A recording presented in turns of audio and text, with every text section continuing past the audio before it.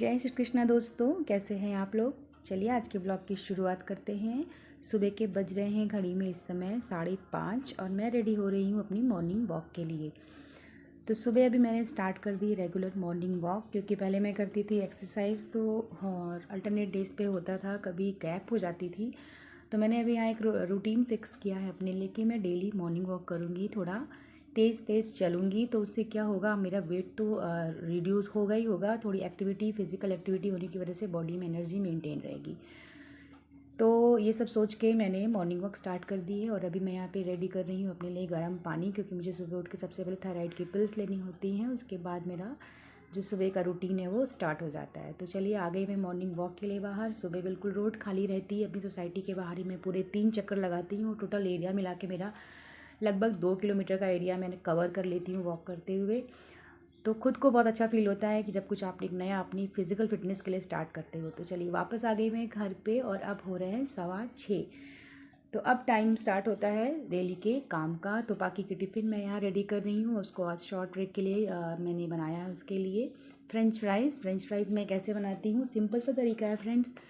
आलू को आप इस तरीके से लंबे लंबे कट कर लीजिए और उसके बाद उसको आप रैप कर लीजिए कॉर्नफ्लोर में या फिर चावल के आटे में। तो मेरे पास चावल का आटा था, मैंने उसमें उसको अच्छे से मिक्स करके गरम तेल में फ्राई कर लिया। तो बहुत क्रिस्पी से फ्रेंच फ्राइज़ ऐसे रेडी हो जाते हैं। बाकी को बहुत पसंद है, अक्सर शॉर्ट ब्रेक में वो ले जाती है। तो आप भी अपने बच्चों के लिए शॉर्ट ब्रेक के टिफ़िन के लिए ये ऑप्शन चूज़ कर सकते हैं। तो बस यहाँ पे मैं उसके यही टिफ़िन रेडी कर रही हूँ। लॉन्ग ब्रेक में आज उसको जाना है कैंटीन, तो लॉन्ग ब्रेक के लिए लंच बनाने की टेंशन मुझे अभी नहीं है। तो बस एक लंच बॉक्स रेडी करूँगी, वाटर बॉटल उसका रेडी करूँगी और हो गया उनका लंच रेडी। तो ऑलमोस्ट मेरी सुबह की शुरुआत ऐसे ही होती है फ्रेंड्स। आई होप जितनी भी लेडीज़ हैं वो सब अपने घर में उनकी जो शुरुआत है मॉर्निंग की वो ऐसे ही होती होगी। बच्चों के टिफ़िन रेडी करने से स्टार्ट होता होगा उनका दिन, हस्बैंड और बच्चों के लिए लंच बनाने के साथ, और बस काम करते करते दिन बीत जाता है हमारा भी इसी तरीके से। चलिए लंच बॉक्स यहाँ पे हो गया पाकी का रेडी और अब मैं लगती हूँ आगे के काम में। तो मुझे पाकी को छोड़ने भी जाना होता है स्कूल। तो पाकी को स्कूल छोड़ा मैंने, उसके बाद मैं वापस घर आई। तो रास्ते में एक लेडीज़ हैं, वो गांव की ही हैं पीछे, तो वो फ्रेश सब्जियां लेके बैठी रहती हैं। तो उनसे मैं जब भी उधर से वापस लौटती हूँ तो कुछ ग्रीन सब्जियां अगर मुझे दिखती हैं तो मैं ले लेती हूँ। तो आज मैंने लिया है मूली और पालक और बैंगन। वो बहुत ही फ्रेश लग रही थी देखने में मूली, तो मैंने ले लिया, क्योंकि सुबह सुबह ऐसे ग्रीन सब्जियां देख के ही मन एकदम ना खुश हो जाता है। तो क्या लिया मैंने बता ही दिया आपको, मूली है और उसके पत्ते बिल्कुल तने हुए हैं, बिल्कुल फ्रेश हैं, और थोड़े फ्रेश बैंगन दिख रहे थे तो वो ले लिया है। तो चलिए आज के लंच में प्रोग्राम यही है कि मूली का साग बनेगा और आलू बैंगन की सब्ज़ी बनाऊँगी। तो चलिए स्टार्ट कर देते हैं लंच की प्रिपरेशन। मेरी आदत है मैं लंच की प्रिपरेशन शुरू करती हूँ, उसके बाद में बाकी के काम निपटा के फिर खाना बनाती हूँ। तो अब बन रही है मेरी सुबह की चाय अदरक वाली। थोड़ा सा टाइम मुझे यहाँ पे अपने लिए मिलता है तो मैं सुकून से चाय बनाती हूँ और उसको बहुत ही तसल्ली के साथ पीती हूँ। अगर मेरा मन होता है तो मैं कुछ बुक्स पढ़ लेती हूँ कोई चाय पीने के साथ साथ, या फिर अपना फेवरेट टीवी सीरियल जैसे राधा कृष्णा मॉर्निंग में रिपीट होता है तो उसके एपिसोड्स में देख लेती हूँ इस टाइम पे। डेली तो ऐसा नहीं होता है, बट हाँ कोशिश करती हूँ जब मौका मिलता है तो ज़रूर देखती हूँ, क्योंकि मुझे बहुत पसंद है ये सीरियल। तो चाय हो गई है यहाँ पे रेडी। चलिए चाय निकाल लेती हूँ अपने लिए और बैठ जाती हूँ थोड़े सुकून के पल एंजॉय करने के लिए। तो ये मेरा अपना मी टाइम होता है। थोड़ी देर बाकी को छोड़ने के बाद हस्बैंड सोए रहते हैं तो घर में थोड़ी शांति रहती है, कोई नहीं रहता है तो मुझे अच्छा सा लगता है यहाँ पे पीसफुल होके बैठना और अपने लिए टाइम निकालना। बस हो गया मेरा टाइम ख़त्म यहाँ पे रिलैक्स होने का, और मैं लगी अपने डेली के काम में। मैंने किचन क्लीन किया, किचन में रात के कुछ बर्तन पड़े हुए थे उन सबकी क्लीनिंग की, किचन का प्लेटफॉर्म क्लीन किया, घर को क्लीन किया, और उसके बाद मैंने जो लंच की प्रिपरेशन करके रखी थी ना, सब्जियां वगैरह कट करके दाल वाल भिगो के, वो सब मैंने अब बनाना स्टार्ट कर दिया है। तो सब्ज़ी मैंने 2 बनाई है यहाँ पे, मूली का साग बनाया और आलू बैंगन की ये पचफोरन वाली सब्ज़ी हमारे वहाँ बनती है। इसकी रेसिपी मैं अभी यहाँ पे शेयर नहीं कर रही हूँ, कभी आपसे ज़रूर शेयर करूँगी। तो लंच यहाँ पे मेरा रेडी हो रहा है फ्रेंड्स। तावे पे मैंने रोटियाँ सेकना शुरू कर दिया। मैंने पहले भी एक व्लॉग में आपसे बताया है, गैस पे आप भी अवॉइड किया करिए रोटियाँ सेकना डायरेक्ट, वो अच्छा नहीं होता है हेल्थ के लिए। तावे पे आप इस तरीके से सेकना शुरू करिए, 1-2 दिन लगेगा, तीसरे दिन से आपका भी हाथ सेट हो जाएगा, रोटियाँ आपकी फूलने लगेंगी। तो लंच हो गया जी यहाँ पे हस्बैंड का रेडी, वो नहा धो के पूजा कर रहे हैं, इसके बाद वो खाना खाएंगे और वो निकलेंगे अपने काम पे। तो बस अब मेरे सामने पूरे दिन का काम पड़ा है, क्योंकि मेरा मेन काम जो लंच और घर की क्लीनिंग का होता है वो मैंने यहाँ पे ख़त्म कर लिया है। तो अब बारी आ जाती है मेरी पूजा की और मेरे कान्हा जी की। तो बस पूजा के बर्तन मैं ले आई, क्योंकि अब मुझे करनी थी पूजा रोज़ वाली अपनी। बर्तनों को धोने के लिए मैं भगवान के बर्तनों को धोने के लिए मैं पीताम्बरी यूज़ करती हूँ दोस्तों। पहले मैं ना अमचूर का पाउडर यानी खट्टा जो खटाई का पाउडर होता है वो यूज़ करती थी। उससे भी बर्तन साफ़ होते थे, बट इतने चमकदार नहीं होते थे जितने कि ये पीताम्बरी यूज़ करने के बाद मैंने देखा। तो इसमें आपको कुछ नहीं करना है, पीताम्बरी का थोड़ा सा पाउडर लेना है, 2-3 ड्रॉप आपको यहाँ पे ड्रॉप्स डालनी है डिश वॉशर की, और उसके बाद आपको उससे इस तरीके से स्क्रबर पे लगा करके सारे बर्तनों पे लगाना है। ज़्यादा कुछ नहीं करना। आप देख सकते हैं यहाँ पे एक दाग लगा हुआ है, इसको मैं सिर्फ 2 बार ऐसे रब करूँगी और ये बिल्कुल से गायब हो जाएगा, आप देख सकते हैं। तो ज़्यादा मेहनत नहीं करनी पड़ती अगर आप पीताम्बरी यूज़ कर रहे हो तो।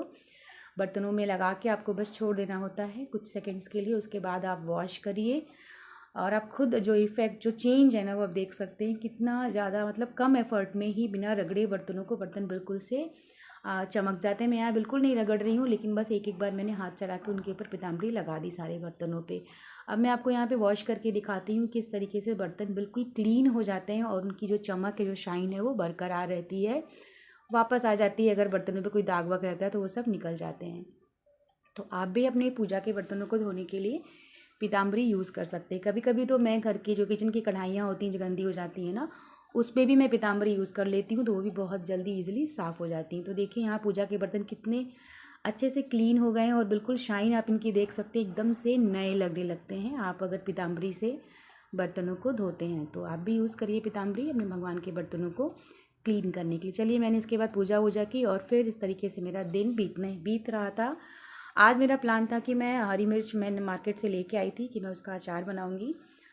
तो घर में अचार जो थे वो ख़त्म हो जाते हैं तो ही मैं कुछ नया बना लेती। तो अभी मेरा यहाँ पे मूड है मिर्ची के अचार बनाने का। तो मिर्चियों को आपको पहले वॉश कर लेना है और जितना भी वाटर ड्रॉपलेट्स लगी होती ना उनके ऊपर पानी की जो छींटे पड़े रहते हैं वो सब आपको इस तरीके से क्लीन टॉवल से पोंछ करके मिर्चियों को बिल्कुल ड्राई कर लेना। तो सारी मिर्चियों पे आपको एक एक करके सारा जितना भी पानी है सब हटा लीजिए और इस तरीके से मिर्चियाँ जो हैं आपकी एकदम ड्राई हो जानी चाहिए।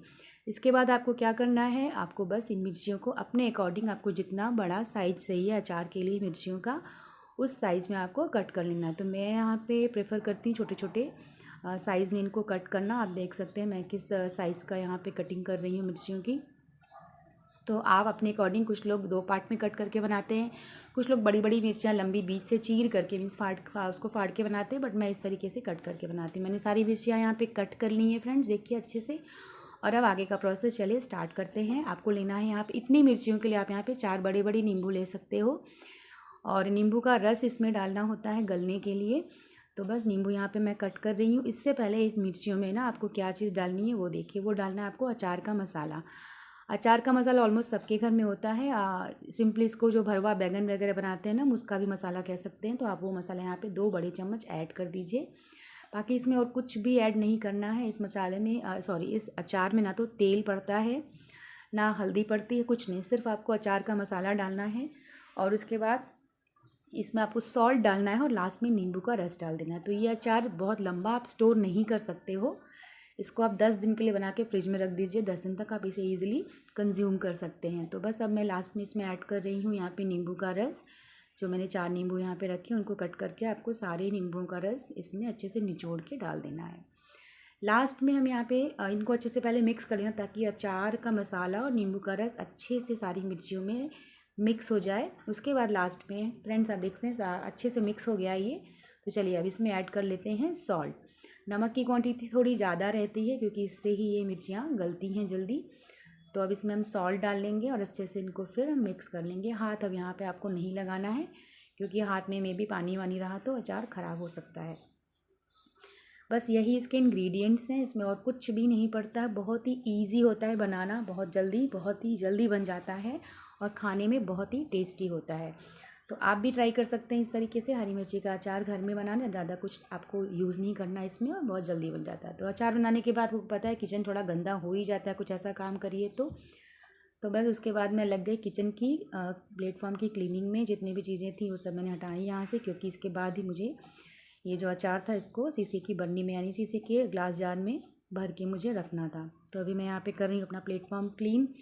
इस तरह से दोपहर हो चली थी और बाकी के स्कूल से आने का टाइम भी हो रहा था। मुझे उसके लिए लंच भी बनाना था। तो आज मैंने बनाई है उसके लिए मटर पुलाव। हस्बैंड के लिए मैंने रोटियां सेक दी थी। सुबह मैंने मूली का साग और आलू बैंगन की सब्ज़ी बनाई थी, वो सारी बची हुई हैं। मैं तो नहीं खाऊंगी, बट मैंने पाकी के लिए थोड़ा सा यहाँ पे राइस बनाया क्योंकि वो नहीं खाती है साग और बैंगन की सब्ज़ी, तो मैंने उसके लिए ये बना दिया है। तो चलिए अब मिर्ची का जो अचार मैंने बनाया इसको भर लेती हूँ मैं ग्लास के जार में। ये देखिए मैंने इसको डाल दिया है यहाँ पे, और काफ़ी अच्छा। अभी मैं एक दिन तो इसको बाहर ही रखूँगी, उसके बाद आप इसको धूप दिखाने की भी ज़रूरत नहीं होती, आपको एक दिन बाहर रखना है, उसके बाद आप इसको नेक्स्ट डे से फ्रिज में रख दीजिए और आराम से निकाल के यूज़ करिए। 10 दिन तक ये अचार बिल्कुल ख़राब नहीं होता है और बहुत ही टेस्टी लगता है खाने में।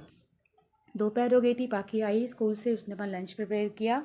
उसके बाद हम दोनों बैठ गए यहाँ पर उसका टाइम टेबल चेक करने के साथ साथ, सिलेबस चेक करने के साथ साथ एग्ज़ाम्स के टाइम टेबल को सेट करने में, क्योंकि पाकी के एग्ज़ाम स्टार्ट हो रहे हैं 22 फरवरी से।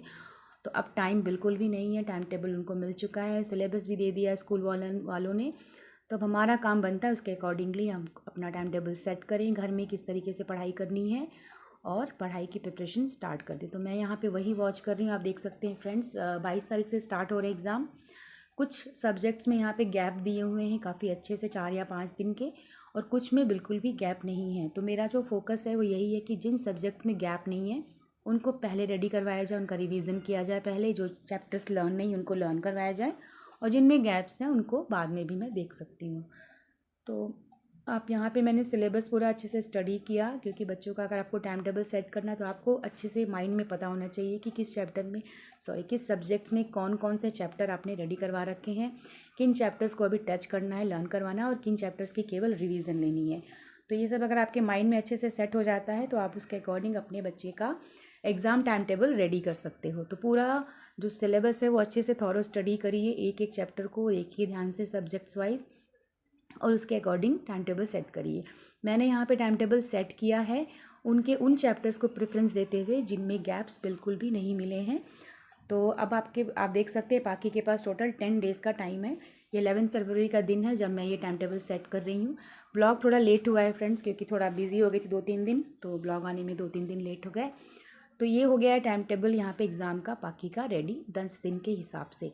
तो टोटल 10 डेज़ में मुझे उसको क्या क्या चीज़ें रेडी करवानी है, किन किन चीज़ों की रिवीजन करवानी है, किन सब्जेक्ट पर ज़्यादा प्रेशर देना, ज़्यादा फोकस करना है, वो सब मैंने डेट वाइज यहाँ पे लिख लिया है।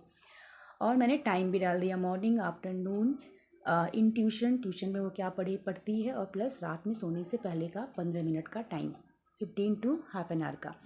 तो ज़्यादा स्टडी का प्रेशर नहीं डाला है मैंने। टाइमिंग्स आप देख सकते हो, मॉर्निंग में हाफ एन आवर रखा है, मॉर्निंग में मैंने रखा है 15 मिनट्स सिर्फ रिवीजन के लिए। दोपहर में रखा है टाइम मैंने यहाँ पे हाफ एन आवर। और उसके बाद आप अगर ध्यान से देखोगे तो टाइम बहुत ज़्यादा नहीं है। सेल्फ रिवीजन करना है मॉर्निंग में, फिर दोपहर में थोड़ा पढ़ना है, ट्यूशन में उसके 2 घंटे का टाइम है, रात में फिर हाफ एन आवर है। तो डेट के अकॉर्डिंग जो 11 फरवरी का दिन है उस दिन मैंने रखा है रिवीजन ऑफ दी हिंदी के जो भी चीज़ें इसको लर्न है उसका रिवीजन करवाऊंगी मैं। दोपहर में मैंने कंप्यूटर रखा है, क्योंकि कंप्यूटर और जीके में गैप बिल्कुल नहीं है, फर्स्ट पेपर है वो, तो पहले मैं उसको रेडी करवाऊंगी।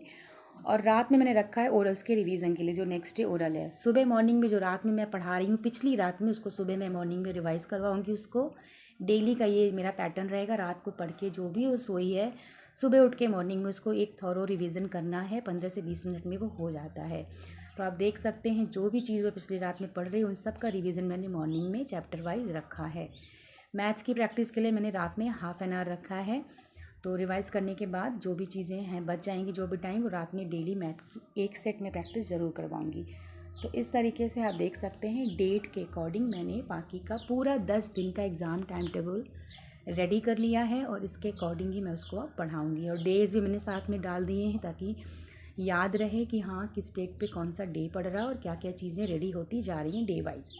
तो ये है जी बाकी का एग्ज़ाम टाइम टेबल। आपको अगर ज़रा भी इससे कुछ आइडिया मिले, कुछ ऐसा आपको हेल्पफुल लगे कि आप भी इस तरीके से रेडी कर सकते हो या आप भी ऐसे करते हो, तो ज़रूर शेयर करिएगा कमेंट बॉक्स में, मुझे वेट रहेगा।